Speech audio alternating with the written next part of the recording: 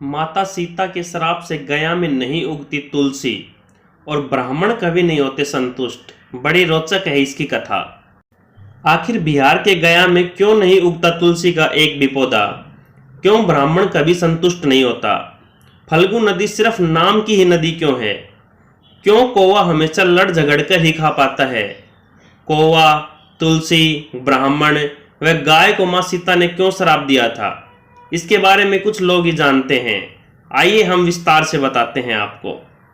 वाल्मीकि रामायण के मुताबिक वनवास के दौरान भगवान राम, लक्ष्मण और सीता पितृपक्ष में श्राद्ध करने के लिए बिहार के गया धाम पहुंचे। वहां ब्राह्मण ने भगवान श्री राम और लक्ष्मण को श्राद्ध कर्म के लिए आवश्यक सामग्री जुटाने के लिए कहा। इस पर भगवान राम व लक्ष्मण नगर की ओर सामान लाने के लिए निकल पड़े। ब्राह्मण देव ने माता सीता से आग्रह किया कि पिंडदान का समय निकलता जा रहा है।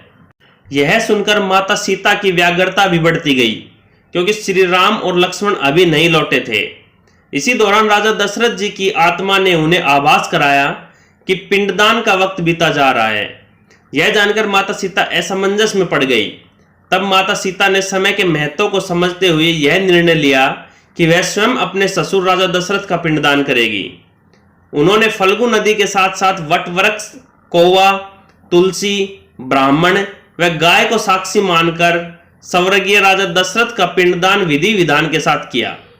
इस क्रिया के उपरांत जैसे ही उन्होंने हाथ जोड़कर प्रार्थना की तो राजा दशरथ ने माता सीता का पिंडदान स्वीकार कर लिया।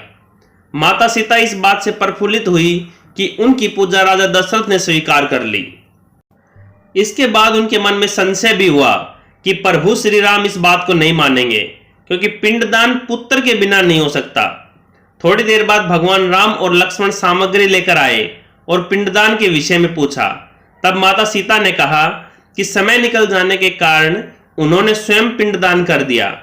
प्रभु श्री राम को इस बात का विश्वास नहीं हो रहा था कि बिना पुत्र और बिना सामग्री के पिंडदान कैसे संपन्न हुआ और कैसे स्वीकार हो सकता है।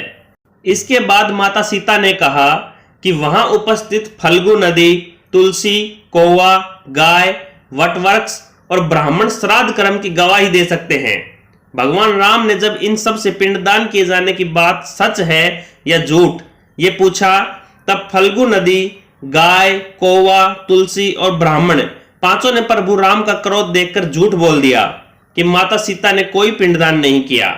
वटवृक्ष ने सत्य कहा कि माता सीता ने सबको साक्षी मानकर विधि पूर्वक राजा दशरथ का पिंडदान किया है। पांचों साक्षी के झूठ बोलने पर माता सीता ने क्रोधित होकर उन्हें आजीवन श्राप दे दिया। इन्हें मिला था श्राप। फल्गु नदी को श्राप दिया कि वह सिर्फ नाम की ही नदी रहेगी, उसमें पानी नहीं रहेगा। इसी कारण फल्गु नदी आज भी गया में सूखी है। गाय को श्राप दिया कि गाय पूजनीय होकर भी सिर्फ उसके पिछले हिस्से की पूजा की जाएगी और गाय को खाने के लिए दर बदर भटकना पड़ेगा। आज भी हिंदू धर्म में गाय के सिर्फ पिछले हिस्से की पूजा की जाती है। माता सीता ने ब्राह्मण को कभी भी संतुष्ट न होने और कितना भी मिले उसकी दरिद्रता हमेशा बनी रहेगी, ये श्राप दिया। इसी कारण ब्राह्मण कभी दान दक्षिणा के बाद भी संतुष्ट नहीं होते हैं। माता सीता ने तुलसी को श्राप दिया कि वह कभी भी गया की मिट्टी में नहीं उगेगी।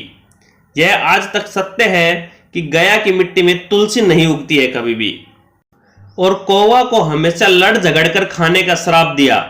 कौवा आज भी खाना अकेले नहीं खा पाता है। दीर्घायु का दिया था आशीर्वाद। माता सीता ने जहां इन पांचों को श्राप दिया, वहीं सच बोलने पर वट वृक्ष को आशीर्वाद दिया कि उसे लंबी आयु प्राप्त होगी, वह दूसरों को छाया प्रदान करेगा। पतिव्रता स्त्री उनका स्मरण करके अपनी पति की दीर्घायु की कामना करेगी।